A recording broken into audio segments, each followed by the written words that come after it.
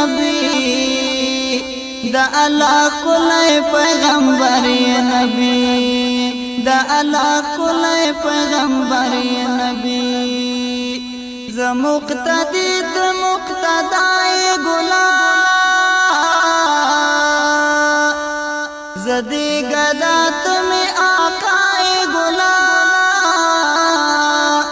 ماتا هر چانا معتبر نبی دا الله کولای پیغمبر نبی تمی پیشوا تمی رهبر نبی دا الله کولای پیغمبر نبی مدام د رب نستا وصال غړما. إن الحمد لله نحمده ونستعينه ونستغفره ونعوذ بالله من شرور أنفسنا ومن سيئات أعمالنا من يهده الله فلا مضل له ومن يضلله فلا هادي له وأشهد أن لا إله إلا الله وأشهد أن محمدا عبده ورسوله أما بعد أعوذ بالله من الشيطان الرجيم فاصدع بما تؤمر وأعرض عن المشركين. نبی صلی الله علیه وسلم چې کله دعوت جهري شروع کړي په مکی مرحله کې مشکلات پیدا شو په جهري دعوت کې. تیر درس کې موږ دا خبره کړې وه چې نبی علیه السلام 3 کاله پټ دعوت کړي. 13 کاله مجموعه د مکی دعوت وخت دی. مکه مکرمه کې چې کله د نبی علیه السلام ملګرو دعوت ښکاره شروع کړ د مکی مشرکانو غوسه ښکاره کړله او ډېر په غوسه شو چې دا وګوره دا موږ ته صدقې نسبتونه کوي او موږ ته دوی دا خبره کوي چې دا بوتان څه نشي کولی دا باباګان څه نشي کولی ستاسو د نیکونو دا لارې غلطې دي. زموږ د نیکونو هغه دین هغه فکر ته دوی په غلطه سترګه باندې ګوري. نو د مکی مشرکان هم ډېر په سوچ کې او ډېر په فکر کې چې د پیغمبر سره موږ څه وکړو. بل جانب ته دا خلک د نبی علیه السلام د وقار او اخلاق دغه د ښه ګرځېدلو نه د ښه چلن نه دا خلک به هم ډېر متاثره وو او دا خبره به هم دې خلکو کوله چې عاب دیننا دې خلکو زمونږ هغه دین چې دی دیني زمونږ دې خلکو بدنام کړ.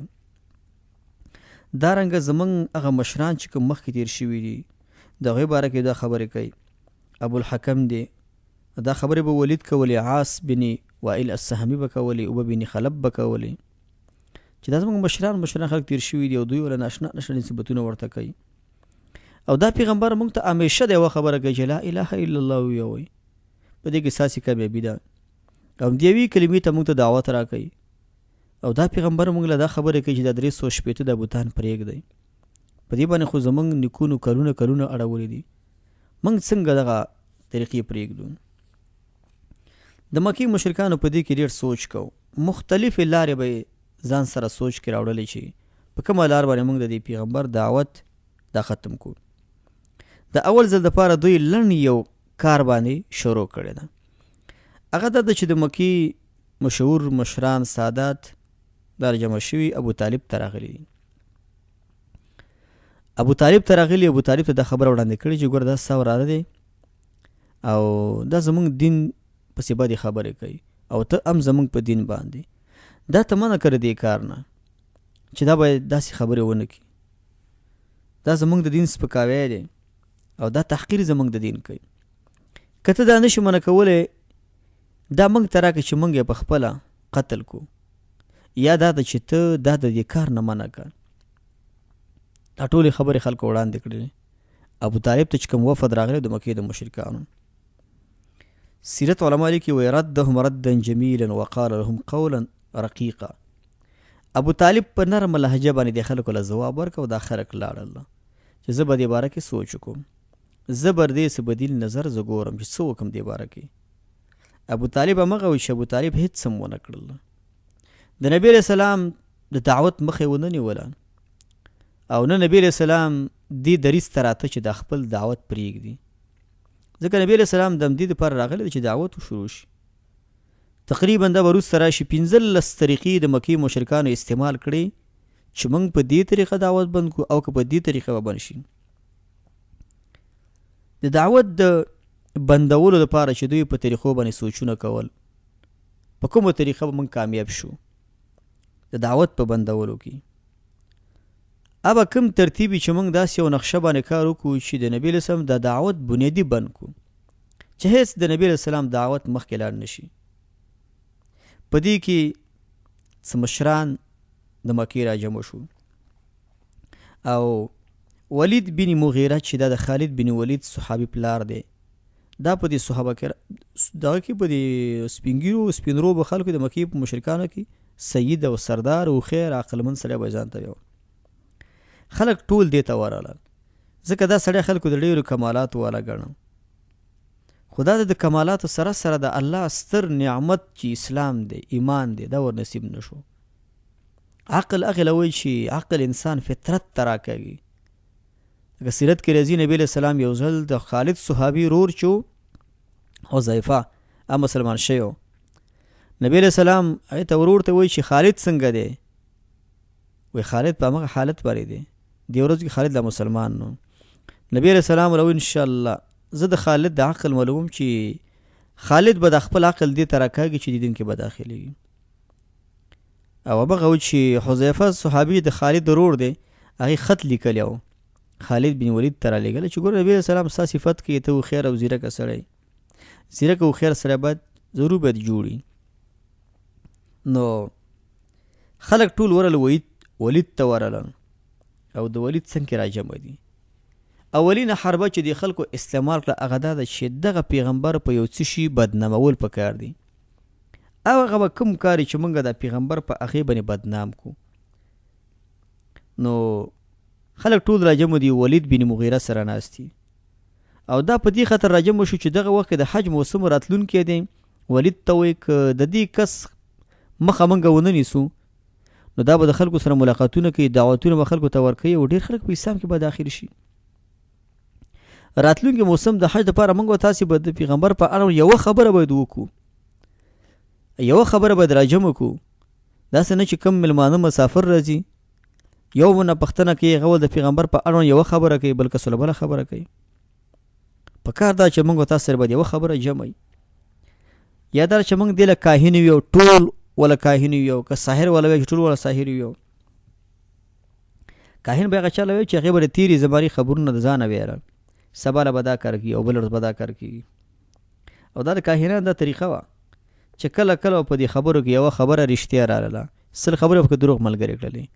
شیطانان یو د بل د پاسه ودرېږي او د ملایکو دا خبرې به راخیستلې. علا کل حال کاهنان ته به دا خبرې راوړلې خو د نبي علیه السلام د نبوت نه را په دې خوا شیطانان یو د بل د پاسه نشي ودرېدلی نه د ملایکو د خبرو نه هغوی دا خبرې راغلا کولی شي. نو دا ترتیب باندې به د ملایکو د مجلس ځینې خبرې راغستلې او خپل پیرانو او مشرانو ته به یې راوړلې.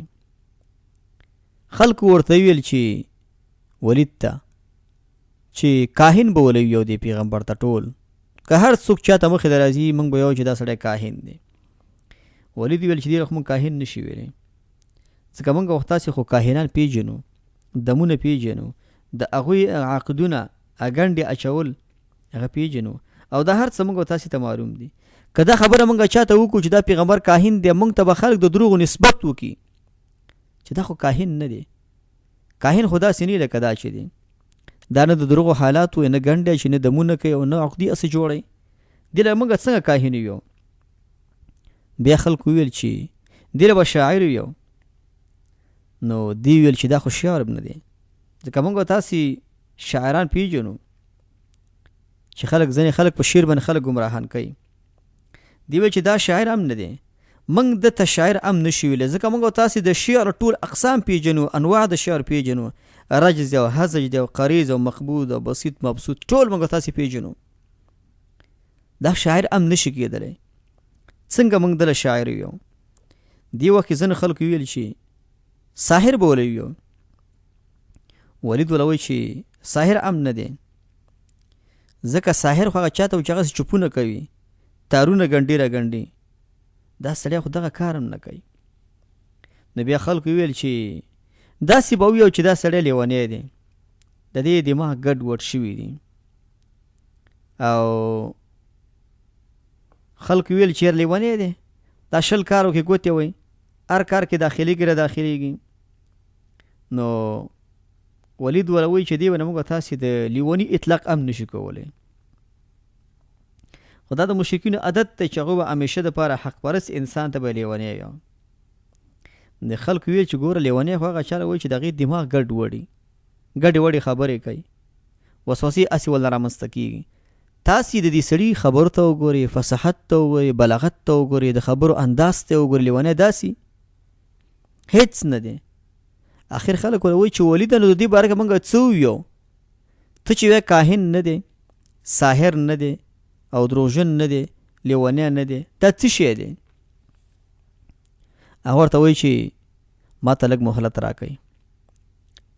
یا دا چې همدې مجلس کې لږ مهلت غوښتې، یا دی وله ویلې چې زه بیا ورسره مجلس کې چېرته کښېنو زه به د دې باره کې یو نظر درله درکړم. یا وایي چې انی ارى اقرب القول فی انه ساحر، زه د دې سړي په اړوند نږدې یوه خبره چې ده ته نږدې هغه دا چې دا ساحر دی. ساحر څنګه دی؟ وایي ځکه ساحر په کور کې د ښځه او خاوند ترمن د سحر په وجه بیلتون راځي، د رور سره بیلتون راځي، د خور سره بیلتون راځي، د دې په دعوت هم بیلتون راځي. زوی مسلمان شي پلار سره مخالف شي، پلار مسلمان شي زوی سره مخالف شي، رور مسلمان شي رور سره مخالف شي. د دې په وجه د خلکو په کورنیو کې اختلافات راغلي دي. د دې دا کار داسې دی لکه سحر شانته دی. د قرآن کریم هغه آیاتونه په ده باندې دلیل دی. انه فکر وقدر فقتل کیف قدر، یعنی د فکر وکړه، د قرآن کریم په باره کې فکر وکړه چې دې باره کې څه نظر وکړي. فقتل الله د تبا کی کیف قدر، څنګه اندازه ده ولګوله. ثم قتل کیف قدر ثم نظر ثم عبس وبصر ثم ادبر واستكبر فقال ان هذا الا سحر يؤثر. ونه د قرآن مګر سحر د پخوانو اخیستل شوی دی. دا خبرې دی وکړل. دوی حسد د نبی علیہ السلام سره شروع کو او بغض او عداوت شروع کو. د نبی علیہ السلام خبرې نه منل او د نبی علیہ السلام د خبرو مخالفت کول، دا خبرې دی خلکو شروع کړل. خدا دا چې حجیان راځي او راتلونکي څه وخت بعد د حجیانو د حج ورځې د مکې ته راځي، دو ځکه دا ولید ته جمع شوي او یوه خبره د پیغمبر د بدنامۍ باره کې دوی را جمع کوي. دوی خو د نبی علیہ السلام سره حسد کوي، کینه ور سره کوي، لیکن د دې حسدګور د خلونه الله کله کله نیک انسان بدناموي. واذا اراد الله نشر فضیلة طویت اتاح لها لسان حسود. کله کله د فضیلت د خورولو اراده چې الله تعالی د یو چا وکړي، د حسدګورو خلکو په ژبه الله خوروي.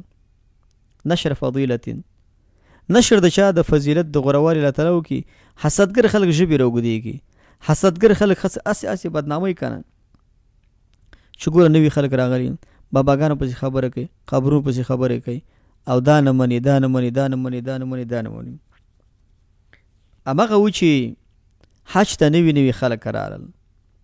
مشهور کس زماد بن ثعلبه ازدي رضی الله عنه، د ده د اسلام د راړلو واقعا شل وروسته ده دا راغلل. نور خلک الله تعالی پیدا کړل، د اسلام دپاره الله تعالی ضرور خلک پیدا کوي. طفیل بن عمر الدوسی دا په اسلام کې داخل شو.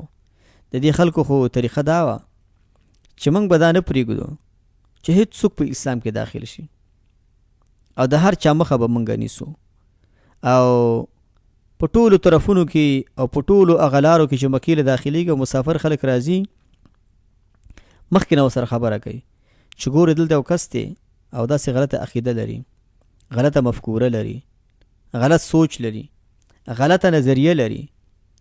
په دې کې طفیل بن عمر الدوسی رضی الله عنه چې دا د دوس قبیلې مشهور او دا قبیله په یمن کې اوسېدله. دا د یمن نه راغلی دی، مکې مکرمې ته راغلی دی، د حج د ادا کولو لپاره راغلی دی. هغه وخت کې د هرې قبیلې به داسې و لکه جدا جدا حکومت به و. نو ابو طفیل رضی الله عنه طفیل ابن عمر دام په خپل قبیله کې داسې مطاع سړی او خلکو د خبره ډیره منله. خپل قبیله باندې دا مشري کول او خلک د چې عوام خلک ډیر تابعدار ده. دغه دا ډیر خیر عقلمن او شاعر انسان. دغه دې زمانه کې بشیرونه خلکو ډیر جوړول. طفیل بن عمر رضی الله عنه په 11 د نبوت باندې د عمرې یا د حج لپاره مکه مکرمه ته راغلی دی. ظاهرا دا د حج ورځې دي. کله چې قریش د دین خبر شو چې د دوست قبیله یو سردار راغلی دی، هغه ورغلل او مخکې خبرې ورسره وکړلې او د نبی اسلام باره کې د ډېرو تهمتونو خبرې ورته وکړلې. بهتانونه په د باندې ولګول، ساحر دی او صوابي دی او د داسې دی. خلاصه هم دا ده چې کلم یو مؤمنی خلق حق ته رابلي، هغه به ډېر القاب یې ښودلی کېږي او هغه انسان د ډېرو زیاتو بدنامۍ ورسره هغه انسان مخ کېدلی شي. طفیل ابن عمر ته ډېرې خبرې وکړلې او د قریش چې کوم دا د طفیل ابن عمر د استقبال لپاره لارې ته وروتله په دې خاطر باندې چې ښې بدنام کړي د پیغمبر دی طفیل ابن عمر ته. سلیموشي ورسره وکړل، اکرام یې د هغه وکړ، دا خبرې وله وکړه چې دا کس ور داخل شوی دی، دعوت یې شروع کړې. او پام کوه ګوره چې ستا نظریه او ستا مفکوره ګوره خرابه ګوره نشي. داسې یو سړی دی چې یفرق بین الرجل و ابیه وبین الرجل و اخیه وبین الرجل و زوجته، بیلتون راوړي ګو د سړي د ورور سره، د پلار د زوی ترمن، د ښځې خاوند ترمن. داسې یو سړی دی، داسې یو سړی دی چې ډېره ورانه خوله ګوره لري او دینه ګوره ځان ساته. شر او فساد په ټولنه کې خوروي. د نبي علیه السلام باره کې هغه خبرې وکړي چې هیڅ د کولو نه وي. طفیل ابن عمر حرم ته را داخل شو، غوږونو کې مالش کېښودله. غوږونو کې مالش په دې خاطر کېښودل چې د خلکو ورته ویل چې ګور د دې خبره ګوره وانه اوري، ځکه د دې سړي خبرې اورېدل او ستا حالت به ورسره خرابېږي. د دې د خبرو نه به ته ځان ساتي. کله چې دا مکې ته را داخل شو، دا وایي زه د بیت الله نه طواف کوم. بیت الله نه طواف کوم. کله چې ما خپل طواف ختم کړ او غوږونو کې مالو چیښي دي چې ومې د نبي علیه السلام په مانځه باندې ولاړ دی. نبی علیه السلام مانځه باندې ولاړ دی او په تیزه باندې قرآن کریم لولي او د دې سره سره چې زما په غوږونو کې مالو چې ایښی و، د قرآن کریم د ځینې آیاتونو زما غوږونو ته داخل شو، ځینې آیاتونه ما واورېدل. او دا د همیشه دپاره د قانون دی چې اهل حق خلق بدنامي. ترجمې ته مه کښېنه، درس ته مه کښېنه، د سیرت درس مه اوره. همیشه دپاره خلق منع کېږي د درس نه. کله هم چې څوک کښېني دا خیر ډېر خوږ دی، د فطرت موافق دی، الله تعالی انسان ته ورنصیب کوي چې کله هم څوک دا ښه عقیده واوري. ځکه ښه عقیده د توحید نظریه دا د قرآن کریم سنت موافق خبرې د انسان ضمیر ته خپله داخلیږي. لیکن خلق منع کوي. خلق وایي دا نه مني، دا نه مني، دا نه مني. چې کله ورسره کېږي دا خو ټول مني، د ټولو عزت کې د غر قدر، لیکن په خارج کې د هغوی بدنامي ډېروي. نبی صلی الله علیه وسلم مکی مشرکانو بدنام کړی و. ته ګوره ابو طفیل ابن عمر الدوسي رضی الله عنه د کعبې نه تاویږي، د مکی مشرکانو دومره بدنام کړی، غوږونو کې مالو چیښي دي چې داسې نه زه د دې خبرې چېرته وانه اورم او دا په ما باندې چېرته تاثیر ونه کړي. طفیل خپله ما ځان سره سوچ وکړو چې ته خو یو قبیلې مشر یې، عقلمند یې، زیرکه انسان یې، راشه د غوږونو د مالوش لرې کړه، د خبرې واوره چې دا څه وایي. که چېرې ښه خبرې خو روان شو ورپسې، که غلطه خبرې خو مه یې منه، په تا باندې چا زور د باندې کړی دی. همدا ده چې نبی علیه السلام د مانځه نه فارغ شو او دا وایي چې ما هم خپل طواف ختم کړ. نبی علیه السلام خپل کور ته روان شو. دا وایي زه هم ورسره روان شوم او دا وایي چې ما ځان ورته ورمعرفي کړ چې زه د یمن نه راغلی یم، دوس قبیلې مشر یم. د مکې مشرکانو ستا باره کې ما له دا خبرې کړي، دا خبرې کړي، ته یې ما ته ډېر بدنام کړي او ستا اواز چې ما واورېدی خو ډېر خوند و. د قرآن کریم کې خو ډېر خیر دی او ډېرې فایدې پکې پرتې دي. د نبي علیه السلام د دې خبرو نه طفیل رضی الله عنه ډېر متاثره شو. نبی علیه السلام اسلام ته دعوت ورکړه، کلمه د توحید ورته وویله او د هغې نه وروسته او د حق ګواهي ورته وویله چې داسې ووایه اشهد ان لا اله الا الله واشهد ان محمدا عبده ورسوله. طفیل الله خو ډېرې ښایسته خبرې دي، دا خو ډېرې ښکلې خبرې دي. دا ول د مشرکان دا خبرې نه مني، ځکه دا خلک اصل کې د ایمان په خوند باندې نه پوهېدل، په ذوق د ایمان باندې نه پوهېدل. طفیل بن عمرو رضی الله حق ومنلو او مشرکینو کې هم دا خبره خوره شوله چې دا خبره ومنله. په دې باندې مشرکین ډېر زیات خفه شو، د مکې مشرکان په دې خفه شو چې طفیل بن عمرو خو ډېر ځیرکه سړی او عقلمند سړی او دومره ساده کار یې ولې وکړ. یو قبیلې مشر دی، په غیر د مشورې نه، په غیر د سوچ او د فکر نه دا په دې دین کې داخل شو. او دا به د مؤمن علامه وي چې داسې حالاتو کې مشورې ډېرې نه کوي چې یاره د ایمان د داخلېدلو وخت یو نیکي حاصلېږي، یو خیر او فایده ده. او په دې وخت کې هم یو څوک مشورو ته غوږ دي، زه مشورې وکړم، څه مشورې به زما دپاره. طفیل رضی الله عنه په اسلام کې داخل شو، کلمه د توحید یې ویله. نبی علیہ السلام ته ویل چې انی راجع الیهم و انی مطاع فیهم، زه خپل قوم ته ځم او زما خبره په قوم کې ډېره خلک ډېره ښه مني. زه خپل قوم ته ورځم او زما خلک ډېره تابعداري کوي او زه به لاړ شم خلک به اسلام ته راوبلم. نبی علیہ السلام ته وایي چې ته د الله تعالی نه وغواړه زما لپاره چې زما په وجود کې الله یوه نښه وګرځوي چې هغه د وګوري چې په اسلام کې داخل شي. همغه وایي چې د ده د تندي نه به رڼا روانه وه، تور تیاره کې به روان، داسې رڼا به روانه لکه مکمل یو برق چې چا بل کړي. خو دې بیا دا سوال وکړ چې یا الله دغه رڼا زما د دې تندي نه اپله کړي، یو بل څه ته یې راوړئ. داسې نه چې هغو دا ګمان وکړي چې ستا په تندي باندې څه شی شوی دی. ګوره خپل دین دې پرېښوده، نو بل دین کې نه وتې تندي کې د تغییر راغی. یو بل د بدنامۍ ګمان په ما باندې ونه کړي. او دا د قرآن کریم ته معلومیږي یسعی نورهم بین ایدیهم و بایمانهم، د مؤمنانو مخې توحید طرف کې به د هغو رڼاګانې روانې. طفیل رضی الله عنه لاړه، خپل علاقې ته لاړه. دغه د تندینې دغه رڼا دا د امسا سر ته رانقل شوله، د امسا سر به یې رڼا کوله. اول لاړه خپل اهل ته، خپل ښځو خپل بچو ته وایي چې کلامی علیکم حرام حتی تؤمنوا بالله وحده، زما خبرې په تاسې حرامې دي تر دې پورې چې تاسې په اسلام کې داخل نشئ، په الله تعالی باندې تاسې ایمان را نه وړئ. او کلمه توحید ورته ویل. پلار هم داخل شو د دې او ښځې فقط دا خبره ورته وکړه چې دا زموږ بوتان څه نشي کولی، وایي نه دا هېڅ څه نشي کولی. د هغې نه وروسته د طفیل رضی الله عنه خپله ښځه هم داخله شوله په اسلام کې.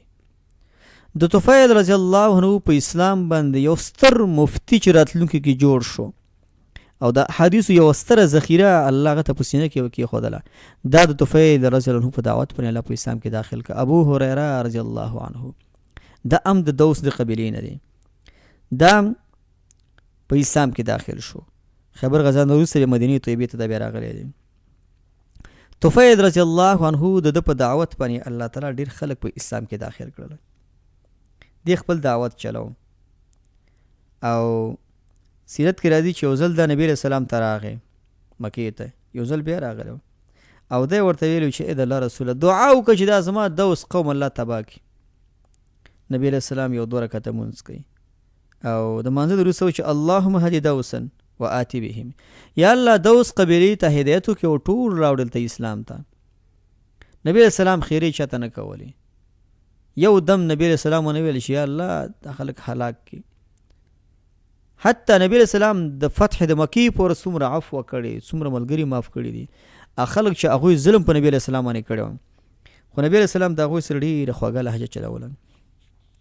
همغه و چې اویا کورنۍ و ایمان راوړه دوس په قبیلې کې. د نبی علیہ السلام دا دعاګانې چې اللهم هدي دوس وأتي بهم، یا الله دوس ورته هدایت وکړي او په دې باندې یا الله راوړي ټول یا الله دلته راوړي. همغه و چې طفیل بن عمرو رضی الله عنه د ده په دعوت پر ډېر خلک په اسلام کې داخل شو، ډېر مجاهدین، ډېر دعات، د وجې نه هغوی د اسلام دین قبول کړ. علي رضی الله نبی السلام وایي کن لئن یهدي الله بک رجلا واحدا خیر لک من حمر النعم. کله که ستا په وجه باندې الله تعالی یو کس ته هدیت وکړي ستا دپاره دا غوره دی من حمر النعم د سرو اوښانو نه د هغې نه هم دا ته غوره دی. طفیل رضی الله عنه چې د ده په دعوت څومره خلک په اسلام کې داخل شوي د دې یو کس په سر الله خیر دله ور نصیب کوي ځکه من دعا الی هدن کان له من الاجر څوک چې خلک هدایت ته رابلي د ده دپاره به اجر وي. څومره خلک چې ستا خبره مني په دې خیر کې به الله تعالی دا ټول خلک شریکوي. د دې خلکو هیڅ کار ونه کړه د مشرکینو پټو جرګو او پټو خبرو کومه فایده ونه رسوله دوله او الله تعالی هدایت وکړو دوس قبیلې ته او د هغوی داسې یو مطاع مشر چې دوی د هغوی خبره منله دا سبب د دې وګرځېد چې ټول د قبیله په اسلام کې داخله شوله.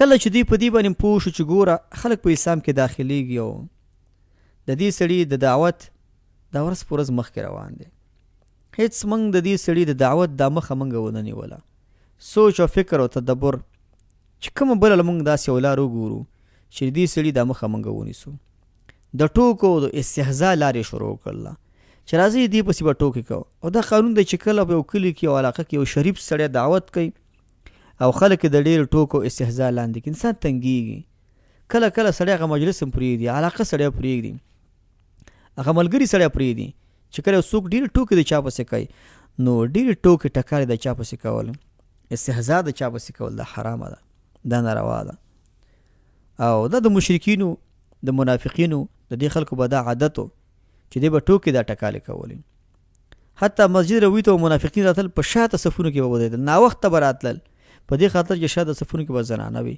د هغوی په زړونو کې مرض و هغه د مرض اظهار به دوی کو. نبی علیہ السلام به د مکې په کوڅو کې روان دی دوی به څه ویل اهذا الذي بعث الله رسولا سورة فرقان کې د آیت 1 نمبر کې دا هغه شخص دی چې الله رسول علیږلی دی اهذا الذي يذكر آلهتكم دا هغه کس اساسې معبودان یادوي دا ټوکې دا ټکالې او د دې لپاره به دوی خاص ډله تیاره کړې وه دا ډله به یې تیاره کړې وه او دا به ګرځېدل د مؤمنانو خلکو پسې د نیکانو خلکو پسې به دوی ټوکې کولې خو دا د چې مؤمنان خلک همیشه صبر کوي د زغم نه کار اخلي او د سلف و صالحینو د هغوی دعوت زموږ مخې له پروت دی د انبیاو دعوتونه زموږ مخې له پراته دي. قرآن کریم موږ تاسې له اکثرت دا واقعات د بني اسرائیلو راوړي واقعات د انبیاو راوړي د تیرو قومونو د هلاکتونو د هغوی د تباهۍ دا حالات قرآن کریم نقل کړي دي. په دې کې موږ تاسې له عبرت دی که نه چې ګورې دغه قوم دغه ګناه کوله الله تباه کړل او دغه قوم دغه جرم کو الله تعالی تباه کړل. ګوره د دغه جرم په وجه دا قومونه الله تباه کړي د عذاب په تاسې مرضي او د عذاب په تاسې باندې هم راتلونکی دی. د موسی علیه السلام واقعه په قرآن کریم کې ډیره ده ځکه د هغې مشابهت د نبي علیه السلام دعوت سره زیات دی هغه هم د ډېرو مشقتونو د ډېرو تکلیفونو سره مخ دی او یو ستر دشمن سره هغه مخ و فرعون ستر دشمن سره هغه مخ و د نبی علیه السلام مخالفین په مختلفو شکلونو الله تعالی پیدا کړي 15 طریقې د خلکو په کار باندې اچولې مخکې موږ دا وکړله چې ولید بن مغیره ته دا خلک ورغلي وو مختلف القاب د ځان سره وړي چې دا کس په کوم نوم موږ بدنام کو ځکه چې د حج ورځې را روانې دي مختلف خلک به راځي او یوه خبره باندې د خلکو اجماع په کار ده چې دا کس موږ په یوه کلمه بدنام کو الله تعالی دا خلک په هېڅ څه کې کامیاب نه کړل. د دې وجې نه ولید بن مغیره بره کې راځي هغې یو ځل قرآن کریم اورېدی و تاثیر یې پرې کړی و کور نه سور نه راوته ابو جهل بیا ورپسې ورغلی و چې ګوره موږ ستا رابطه تا سره نه کوو تر دې چې ته د پیغمبر باره کې څه خبرې ونه کړي او د قرآن باره کې قاعده ویلي که نه انه لحلاوه و انه لطلاوه ان اعلاه لمثمر دا قرآن کریم وایي خوږوالی لري قرآن کریم چبک لري قرآن کریم یو میوهدار کتاب دی د قرآن باره کې ښکلې خبرې هغې کړې وي نو دې خلکو دې طریقې هم کار ونه که استهزا هم کار ونه که دې خلکو په نورو طریقو باندې سوچ کو چې نورې کومې طریقې موږ دې دپاره وګورو خو هره طریقه به چې دوی په کار اچوله دا هره طریقه د دوی د بدنامۍ سره مخ کېدله.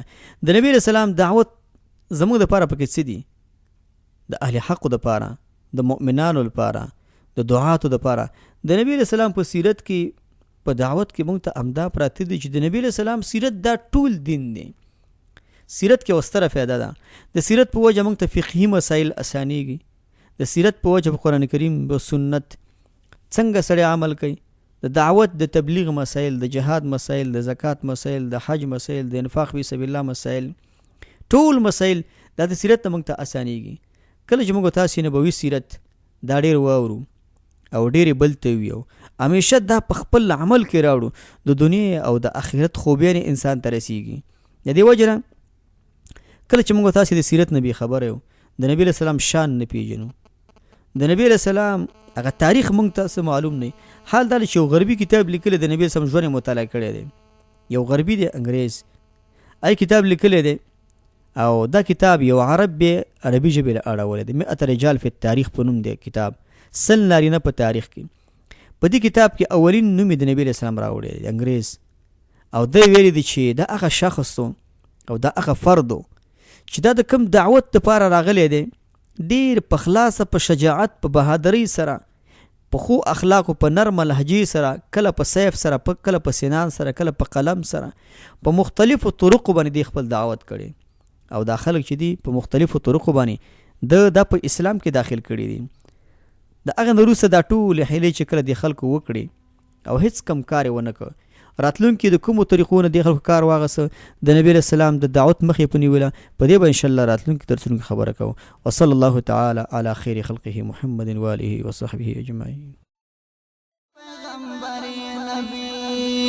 تمی پیشوا تمی رابر نبی، دا اللہ کلی پیغمبر نبی، مدام دے رب نستان